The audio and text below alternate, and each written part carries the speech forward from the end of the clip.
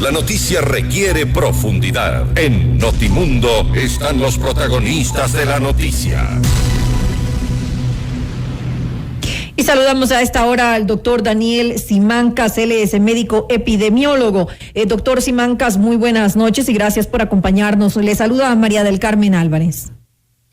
Buenas noches, María del Carmen. Muchas gracias por la invitación. Es un placer estar con ustedes. Gracias a usted.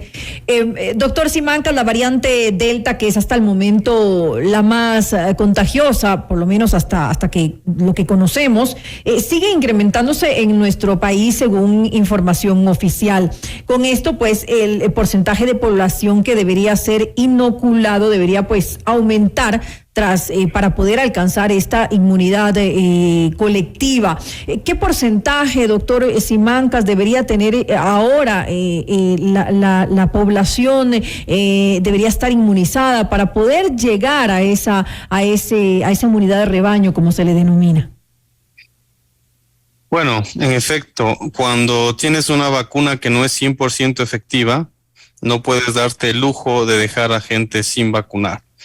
Se había realizado los cálculos para la variante inglesa y para la variante de Wuhan, la original, y entonces se hablaba de un 66 y 70% tan solo, e incluso algunos colegas epidemiólogos a nivel mundial sugerían que como la población ya estaba infectada, en un 30%, un 40%, bastaría otro 30 o 40% de población, por eso se hablaba del 50% de la población para alcanzar inmunidad colectiva más los infectados.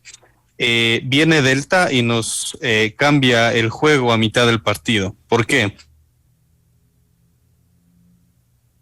Porque baja la eficacia de las vacunas y además se vuelve más contagiosa.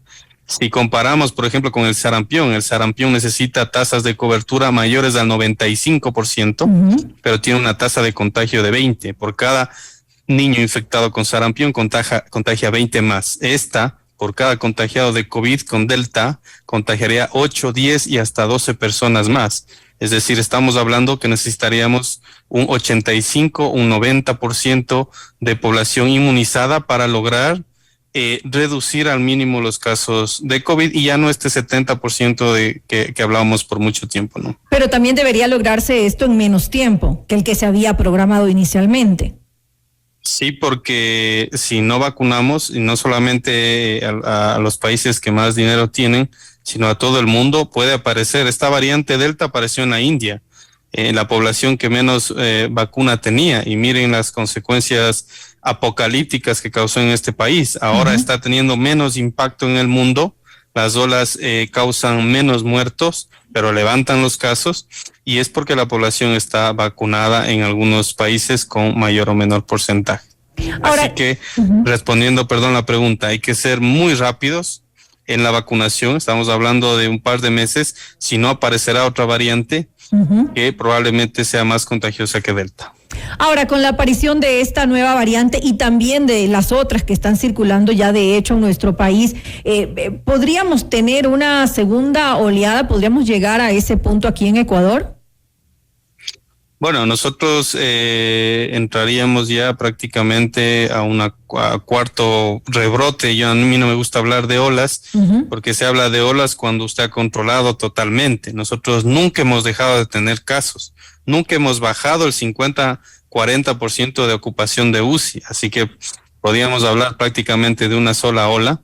Ahora tenemos una disminución sostenida de casos, pero definitivamente que Delta, como en todo el mundo, está provocando levantamientos, picos, lo que está pasando en Florida, lo que pasó en el Reino Unido, en Israel, son consecuencias de la variante Delta y su capacidad impresionante de contagiar. Hablamos de pocos segundos con una persona infectada.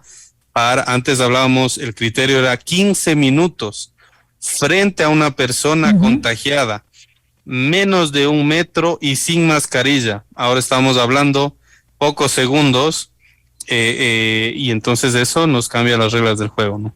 Con esto también que usted nos está comentando, ¿deberían las personas utilizar siempre doble mascarilla? Tal vez sería mucho más eficaz esto.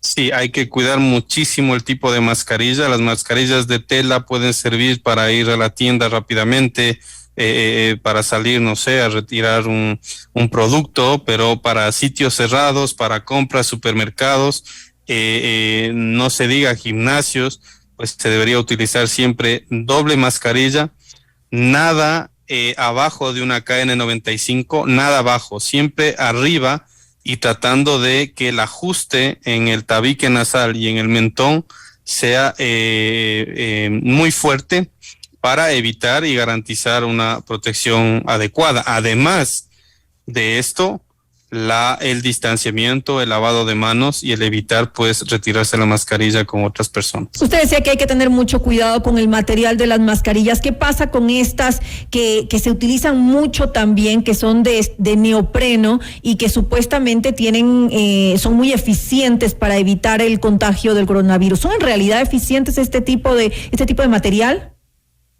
No, yo no confío mucho en, excepto los que están certificados, sí son más costosas, pero ahora ha bajado el precio impresionante. Entonces, hay que recordar el término KN95 y especialmente las que ajustan no en la oreja, sino las que tienen doble elástico y ajustan en la parte posterior de la cabeza. Esas hay que conseguir, y con una quirúrgica podríamos estar totalmente protegido.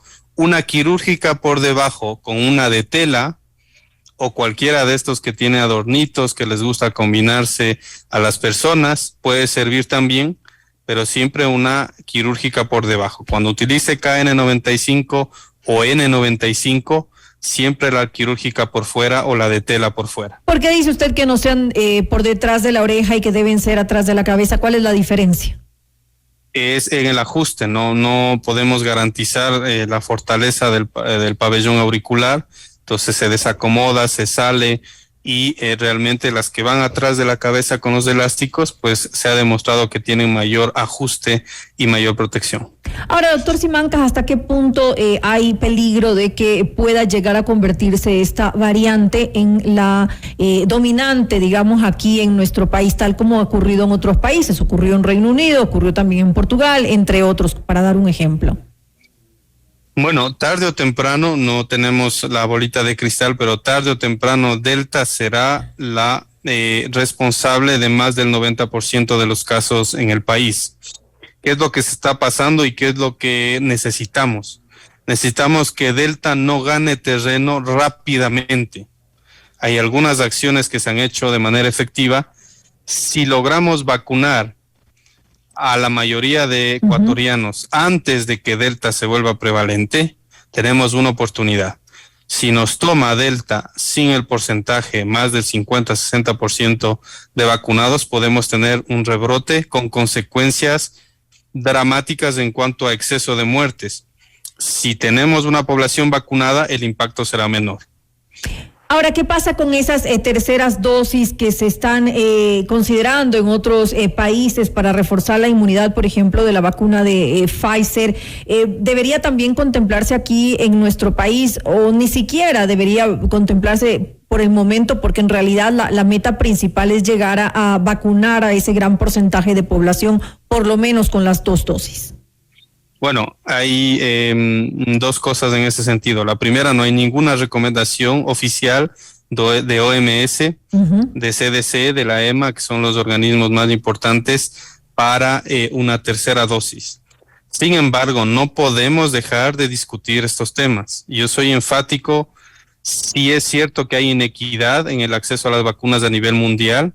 Sí es verdad que necesitamos decirle a la población que con 2 dosis es suficiente, pero tenemos que prepararnos para una tercera dosis, tenemos que negociar el biológico y tenemos que pensar que luego de unos 6-8 meses, en estos momentos ya tenemos profesionales de la salud que tienen ya 8 meses de haber sido vacunados. ¿Qué es lo que pasa? Bajan los títulos de anticuerpos, y si en ese caso se llegase a infectar la persona, hay más riesgo de hospitalización, por lo cual hay que darle un recuerdo al organismo, un recuerdo que es la misma composición de la vacuna, para elevar los tipos de anticuerpo y lograr pasar esta ola de Delta de una manera más eficaz. Con esto dicho, ¿usted considera que sí sería necesario esa tercera dosis? Usted hace un momento decía, bueno, y todavía no se ha establecido qué duración tiene la inmunidad, es decir, en algún momento se dijo 6 meses, después 8, tal vez 10, un año, todavía no se sabe con certeza cuánto tiempo dura esa inmunización que dan las vacunas. Sin embargo, tal vez las personas deberían hacerse estos exámenes en los cuales se mide, se revisa el grado de inmunidad que tiene, como para saber si es necesario o no considerar una tercera dosis. Lo que se está haciendo en Israel, en el Reino Unido, es medir la cantidad de anticuerpos que tienen los profesionales de la salud. Estas investigaciones están en revisión de pares, pero lo que se ha visto es que a los 6 y 8 meses empieza a bajar los títulos de anticuerpos y probablemente, esto no es conclusivo, no hay una recomendación, pero probablemente se beneficien de este refuerzo de una dosis adicional para que el organismo esté perfectamente preparado para un posible contagio con Delta, que el contagio no le evita la vacuna, lo que evita es la muerte y la hospitalización. Y por eso lo más importante en estos momentos es que la gente, aunque tenga las 2 dosis, debe permanecer tomando estas medidas de bioseguridad, debe seguir utilizando la mascarilla, debe seguir tratando de mantener un control adecuado con las otras personas, no acudir a fiestas, a reuniones, si es posible, seguirse cuidando. Y lo que usted dijo hace un momento, sobre todo para no contagiar a otras personas. Es un tema de responsabilidad, no solamente con uno, sino con la gente, con quienes le rodean y también con personas que tal vez uno no conoce, pero de alguna manera debe ser responsable con el país, con la sociedad en la cual convivimos. Le quiero agradecer al doctor Daniel Simancas. Él es médico epidemiólogo y nos ha acompañado en este espacio. Doctor, gracias nuevamente. Gracias a ustedes, un placer.